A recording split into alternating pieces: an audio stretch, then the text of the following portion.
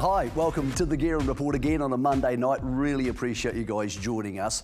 We have part 2 this week of an amazing story we started last Monday, the Craig Wiliams story. Last week, we concentrated on the giant battle he and his family have to try and support the victims of the war in Ukraine. This week, we find out a bit more about Willow, the jockey, some of the processes he goes through, his team, how he does his form, the best horses, and of course, the best rivals. Here's part 2 of Craig Wiliams.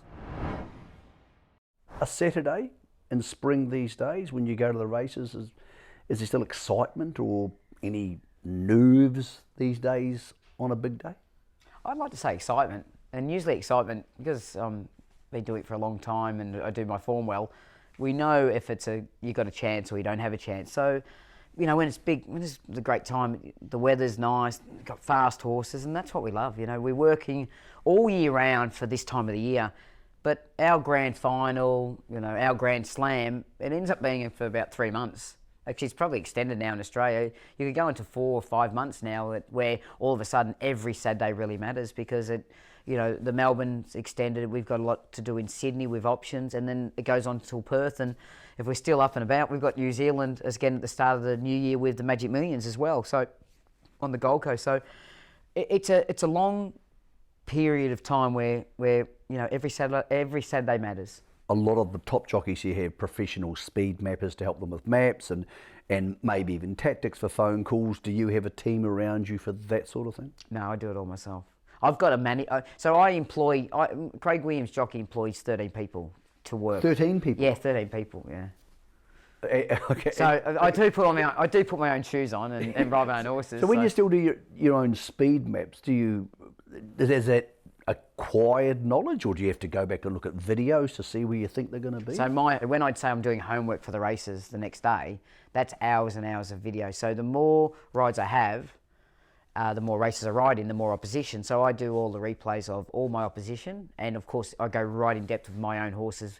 And there might be a race, then all of a sudden there's no speed in the race. I've drawn really well, and I'll go through, and the horse I'm riding, I thought, wow, geez, if I can be close to the speed, it's going to be advantageous. So if the horse has got a lot of history, I can go all the way back 2 years, 3 years, 1 year, and try and find out if that horse was being successful by being ridden forward, and because I thought this race might be advantageous if you can do it. But again... Isn't there a lot of work, though, if you could pay somebody else to do that?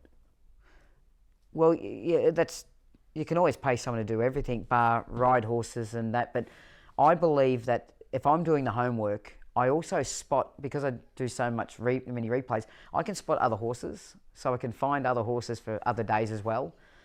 And also, if the speed map or someone's idea or advice doesn't work, how do you have a plan B or plan C rather than I'll just feel it out? But because I know the opposition of my horses, you know, when top jockeys are in a position and they get lucky because one horse hangs off in front of it, it's usually because they've done the homework and they know that horse has a tendency of potentially hanging out.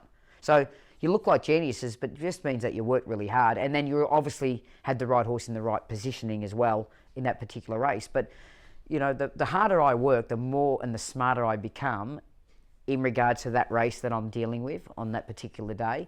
Also, I understand my opposition horses, and the more videos you watch, as I learned in Hong Kong, you start studying jockeys.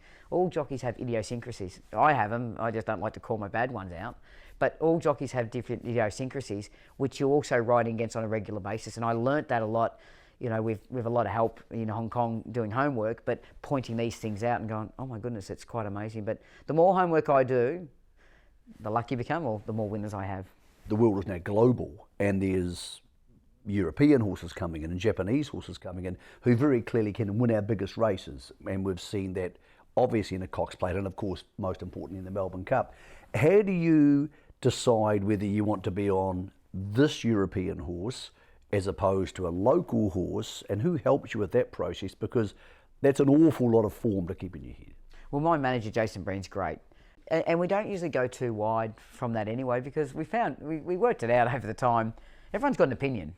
So someone might be right later on, and then when they're right, they always put their hand up and say, see, I told you.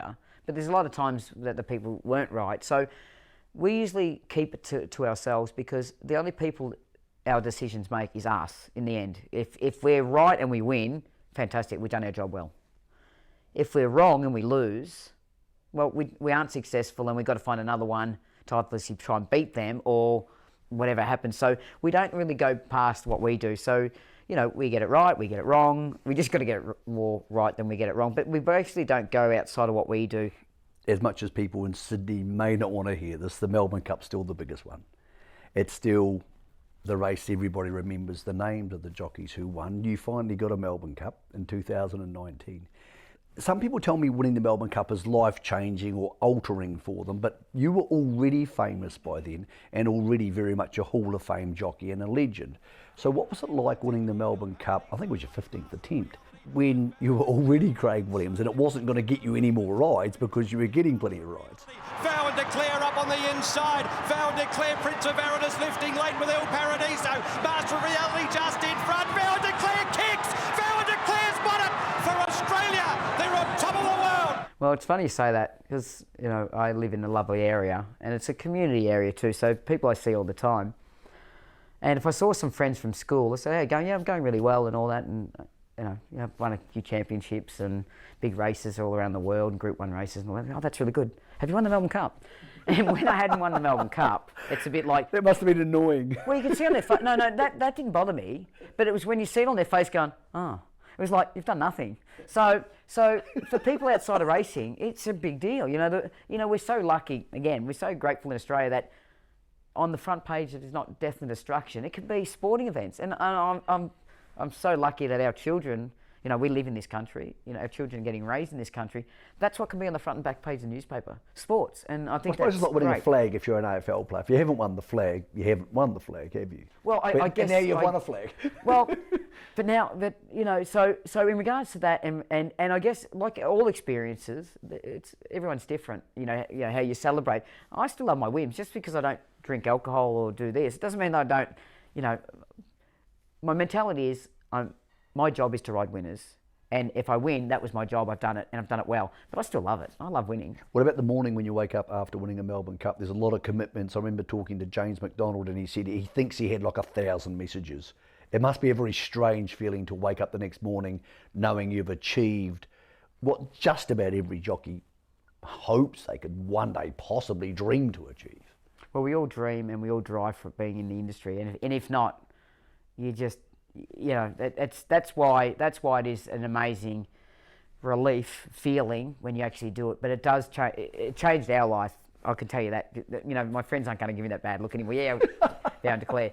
So you're now successful. I'm now successful. I won one race. I'm now successful. It happened to be the Melbourne Cup. So going back to that, you know, as you said, 16, 17 attempts at it.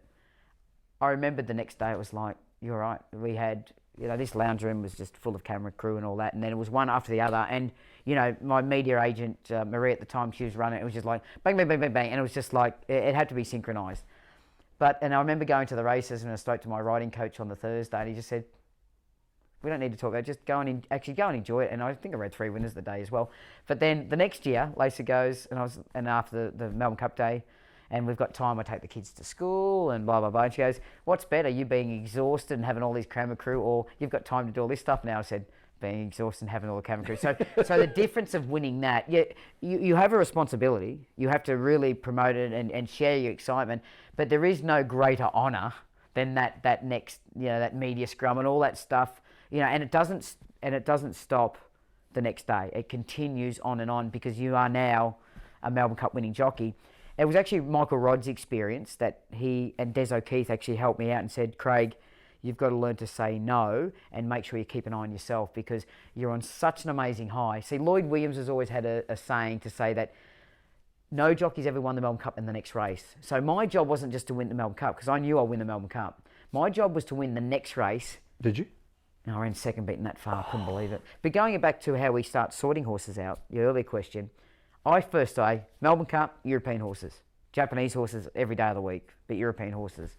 And I won my one, Vow and Declare, a New Zealand Australian, a New Zealand bred, Australian trained and owned horse, and it was like, it's wow. So, you know, his story for me was great. You won the Hong Kong Derby this year, which is a very, very big deal.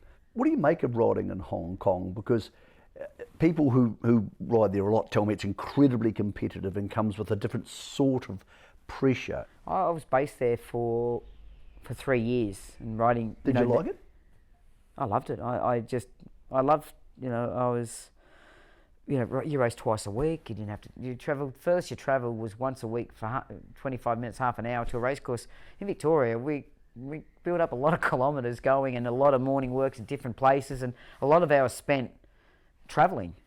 But Hong Kong's big money, big prestige, and you didn't go far. I loved it. I had a helper, which was great because I was single at the time. So at least if there's someone in the apartment, rather than turn the TV up blaring, I had someone. It was hard to get someone to come out and actually try and engage and have a conversation with you because they're so good at attending to people's needs that you didn't even know they were there. But so basically, I'd come in and I was covered in mud on a trial morning when it rained and they got predominantly dirt over there. And basically, I just dropped my dirty clothes there and then I went and had a shower. By the time I said, can I have an egg on toast or fruit? It was ready there with a newspaper and a glass of orange juice. I had a shower, got fresh clothes on.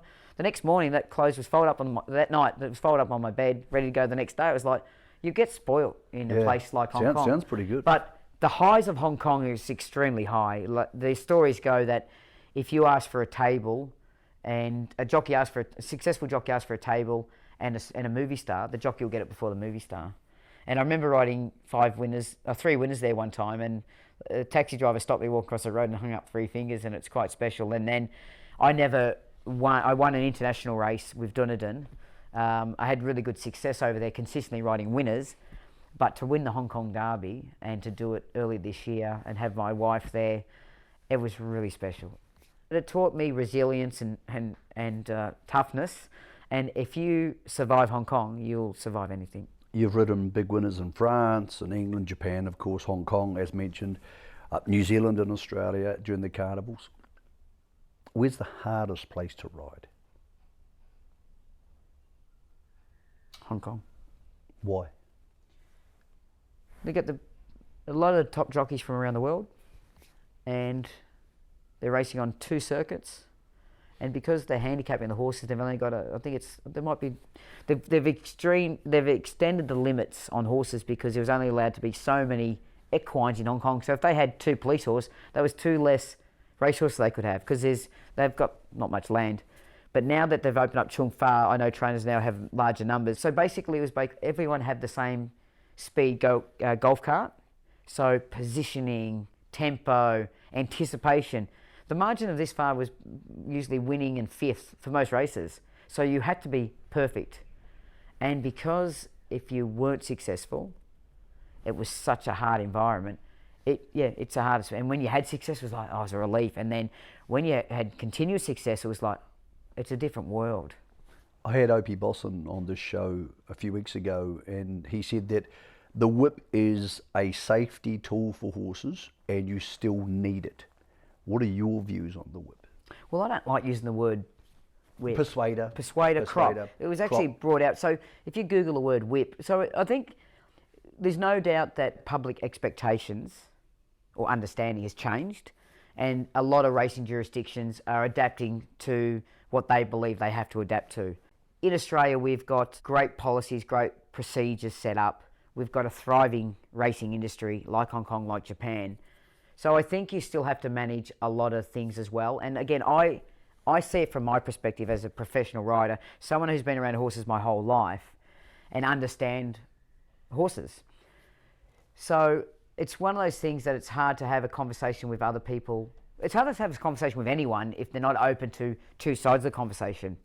But in my industry, my message to people is always that thoroughbred racehorses in our industry are treated better than 97% of the world's population for what they have at their disposal.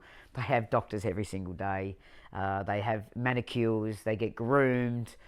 They get wormed. They get the best hydration, nutrition. They get exercise. They've got everything. They get TLC. And that's my message to other people. Because my thought process is because people don't have horses in their life like they used to years ago and rely on them in their backyard and rely on them for transportation, for haulage, for this and all that, I don't think they really understand that what horses are designed for. Like our horses are thoroughbred horses. They're designed for racing. So if you don't like racing, then you can't breed race horses. But I believe that the rules were brought in for the change for the Persuader was because they wanted to keep integrity, so they couldn't throw the whip away. They needed safety, so they couldn't completely not give a horse person a tool or an aid. And the other thing is then they wanted to do less of it because they thought it looks better for people in society. So it's really hard to do all those things and appease all those ones with horse racing and the rules. But I have no doubt that if we keep discussing, evaluating changes and that, we'll get to the right place. But I believe the people that police our industries are doing a very good job. You came to New Zealand earlier this year and won the Karaka Million again on La Dorada. How do you find New Zealand racing? You ride on the biggest stages in the world and it's a smaller country. How did you find the standard? How do you find the standard of horses? Are we going to see you back there again? I love my time in New Zealand. Your good horses are good. Your standard is good. Your jockeys are good. Your breeding is brilliant. Your environment's great. And it was great to see people turn up at the races. You've got the most important jewel at the moment. You've got prize money. You're getting the best jockeys from around to go, we want to be riding at Karaka Millions meeting. Like that is got to be a win. Are you going to come back? I'd love to come back, yeah. I get the right horses, we go. I love the days, but I don't like just filling the days and say, I was part of the day, but I ran last. It's no good for me at all. So I love being part of the win. I was very fortunate because I could ride light. I believe Tiako rang up and offered me a ride. As it turned out, then I got on La Dorada because they had a couple of horses, and then as it turned out for me, I rode some really nice horses over there. I also may have been a stepping stone for Danny Walker as well to get the opportunity to ride his horse, which we didn't see at his best, unfortunately, in Perth. Also Alabama Lass, obviously it might have been a bit of a lead in. I got to compete against her, watch her, and then I'm riding her now. When New Zealand racing is getting the leading riders coming over and leading trainers running horses there, you guys are winning. But the biggest enticement, of course, is stake money, of course. You mentioned Alabama Lass. Ken Kelso told me a story which I thought was almost too good to believe. He told me that when he was coming over to see Alabama Lass a few weeks ago in the Moy, you said, don't bring your own colours, I've got some made. So you got some Alabama Lass colours made. How often do you do that? If I'm associated with a good horse, so Brightside's got his own colours as well, Bellini Patina. And so you've got versions of their colours in your house? You can share it with people. You can open up in my garage. So I'm quite, what was the word your cameraman used before? Thorough, was it? Thorough. My old fella used to have another word for me, and I'd say, no, that just means that I'm thorough. Or, yeah, anyway, so how many sets of colours do you have? So Bellini Patina, Mr. Brightside, Alabama Lass has made the team now. How many horses do you have your own set of colours for? Well, if I have to ride light, I would pay to get my light colours made up because I believe that the only way we win is if you've got a low handicap, you've got to make sure you have a low handicap. It's not just about making the weight. It's got to be that you're carrying the weight correctly. So I've got a lot of colours. And I find on this show he alwaes asks the leading industry people their best ofs. And people love hearing best ofs, whether it's footy players. Is that a biscuit? Or jockeys. Best off. No, best ofs. Best ofs. Oh, best ofs. Best ofs. I thought it was best of. Isn't it biscuit? It's my accent. Oh, sorry. Okay. Biscott, sorry. What's Biscott. your best or favourite 3 victories? I would have said, looking back on it, the Werribee Cup. The Werribee Cup? Oh no, the Cranbourne Cup was one of the first because it was the home cup. It was 25 to 1 or 33 to 1, and all the teachers had $1 on or whatever. You were the youngest jockey to win the Cranbourne Cup. Correct, yeah. And it was trained by Dad and owned by Mum. Oh, okay, that helps. Then they bought a horse called Prime Address off the Hazes, and it beat me all the time. I think I ran like 3 seconds to it, so they said, let's buy it. And if he Craig rides, I can't beat him. And we won the Werribee Cup in record time, and my brothers owned the horse, and it was like, your brothers love you. It was like really good. This is your brother who used to be your manager when you started out.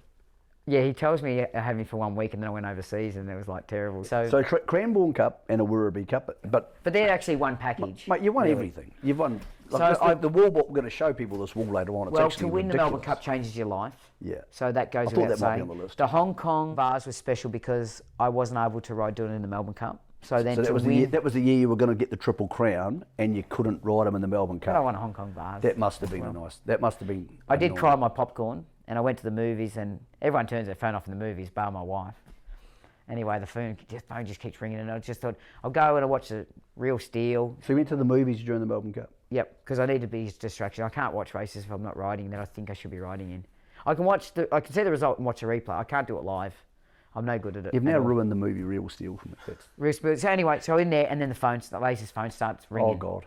And then she's like, blah, blah, blah, blah, blah, speaking Ukrainian. I went, and I can hear a friend say, that's great, Craig, it was just won the Melbourne Cup, that's fantastic. No, it's not. He's sitting right next to me. I went, okay, these are the words I didn't want to hear anyway. So I was like, oh, bugger. But anyway, so then it's amazing because I was upset, it was something that, it was so important. When I wasn't winning it, it was just another race. When I was so close to winning it and had the right horse, it was like, oh, bugger.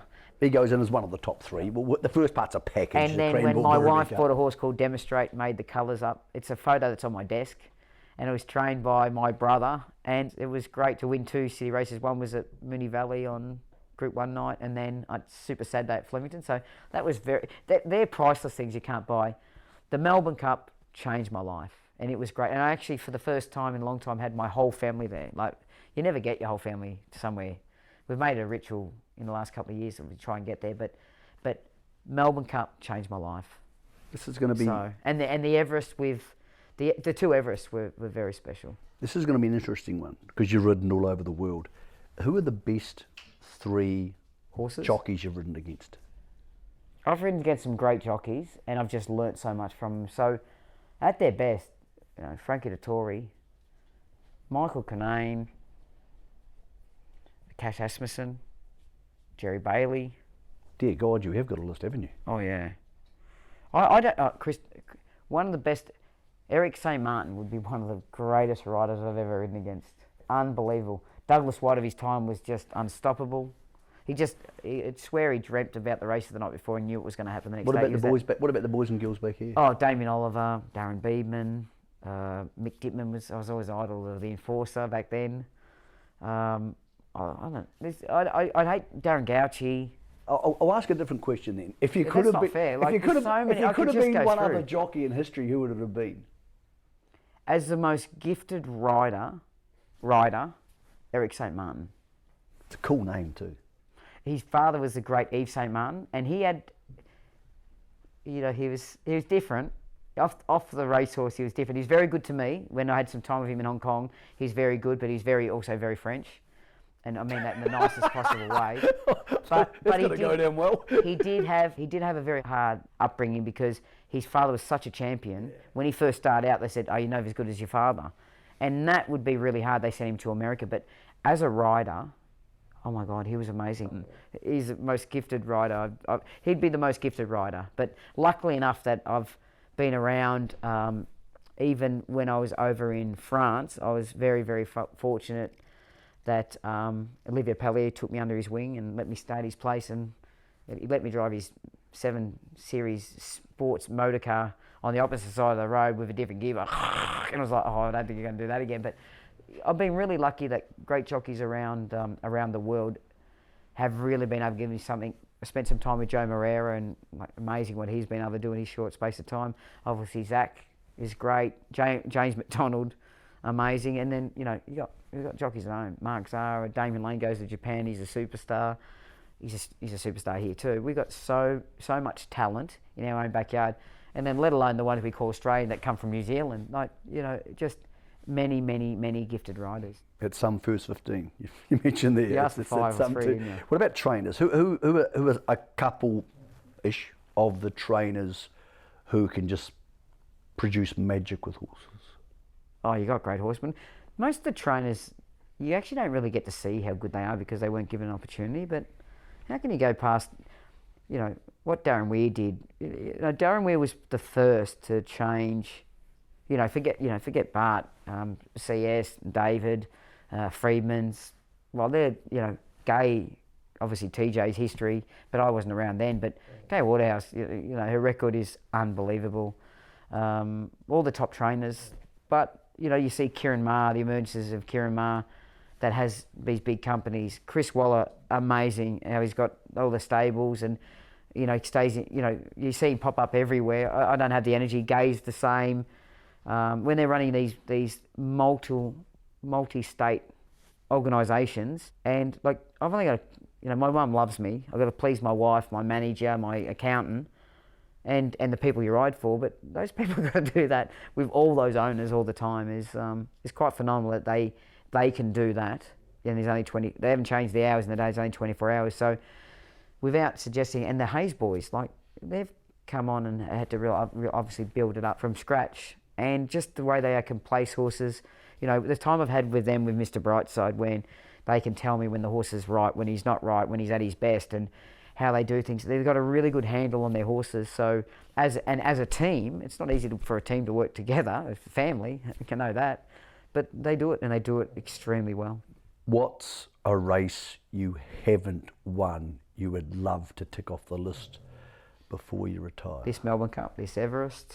You've got a couple of those. You've got one Melbourne Cup, you've got two Everests. I've only got one slipper, so I say I've got the right, I need the left. So I've got one slipper. I have ran second in the Japan Derby and the Japan Cup, so I'd love to win that in Japan and in front of that crowd. But I've been lucky enough to win 3 Group 1s, but one of those would be great. But I've never ridden in an ARC, and an ARC would be a dream because it's a global race.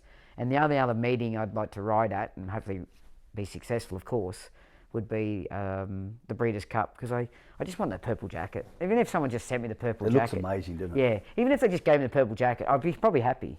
The last question for you. This is a selfish question, not for me, but for other people out there watching this. If you could give any young jockey or aspiring jockey out there one piece of advice, what would it be? Work hard. And if you love horses and you love the idea of being a jockey, don't stop your dream. Just keep working at it. I was never gifted. I had to work really hard. I've been doing it so far for 33 years and doing it for a lot longer, and I'm very, very fortunate. I get to travel the world. I have what I have. My family has, great opportunity, and it's an amazing opportunity. It is an amazing occupation. So if you're aspiring and you want to do it, then just do it. Don't stop asking, because we never stop learning. I'm learning every day. But you have to work hard. Whatever you want to do, you need to work hard. And if someone, if you think you're working hard, I'm working hard, James McDonald's working hard, Mark Zara's working hard, Damien Lane, Hugh Bowman, Zach Purden, everyone is working hard. So you're going to have to work harder. You have to find that little niche and just keep working. But the harder you work, the more winners you get. An amazing story on so many levels, the Craig Wiliams story. Don't forget, if you want to help him and his family, help those victims of the war, there is the address to head to. If you back a Willow winner over the spring, they would love you to be part of their amazing efforts. We are off tomorrow to go see Ka Ying Rising in Sydney. So that'll be covered by Trackside this week as we count down to the New Zealand bred tackling the Everest. We've also got some very special guests we're going to be interviewing over there coming up on the Guerin Report. We'll be back with you on trackside.co.nz and Trackside next Monday at 8 p.m.